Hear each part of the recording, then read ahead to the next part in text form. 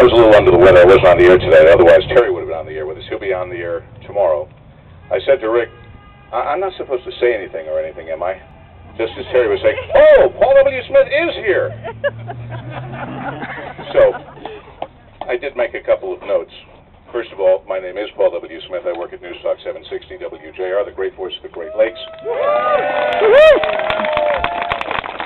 I do the morning show from 5:30 to 9. That's the great station that also brings you Mitch Album. Also brings you...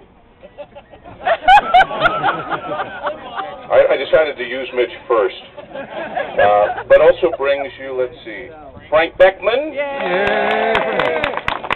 Sean Hannity. Rush Limbaugh. I think I chose the right order. And many other great broadcasters. We're thrilled to be the great voice of the Great Lakes and to be with you. I have nothing... What's that? Mark Levin, of course, yes. Mark Levin. He was just on the show the other day with his latest book, which is great, Liberty and Tyranny. Joe the Plumber was in Lansing. We had people at Sault Ste. Marie all the way to Monroe, my hometown, across this great state. And I just want to say how great it feels to be among my fellow divisive troublemakers. You know, I grew up in the 60s and 70s, the 70s at U of M in Ann Arbor. I don't think I've ever been to a protest before. And any protest I've ever seen on television, the folks were never as well dressed as you people are. So it's a pleasure to be here. I have children. I have Sophie at 5, 6 this weekend, and Adam 16.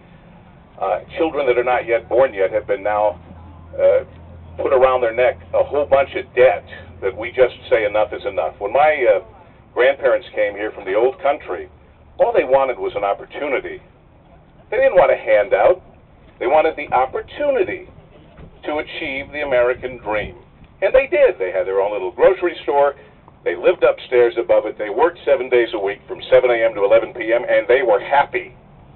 They weren't making anybody else's house payment. They weren't making anybody else's house payment, but they were happy to make their own. And I'll tell you something. I'm looking at a bunch of very charitable people who've given a great deal of money to a variety of charities, as have I, over the years. We are not stingy. We are not bad. But it gets hard to look at our paycheck and look at the gross amount and then the net amount we get to take home. And trust me when I tell you, that net amount is really gross.